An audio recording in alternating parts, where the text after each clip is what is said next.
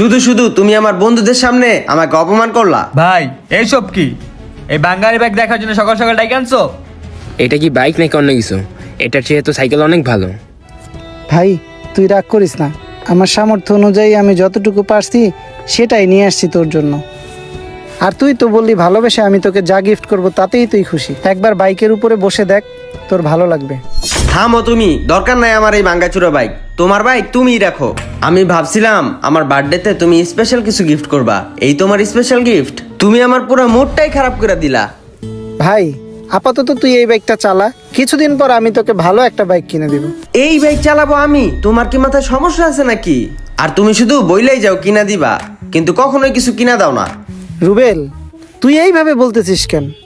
তুমি যে আমার আপন বড় ভাই, এটার পরিচয় দিতেও আমার লজ্জা লাগে। তোমার সাথে আমার কোনো কিছুতেই যায় না। তোমার টেস্ট আর আমার টেস্ট একদমই মিলে না। কোথায় একটা R15 বা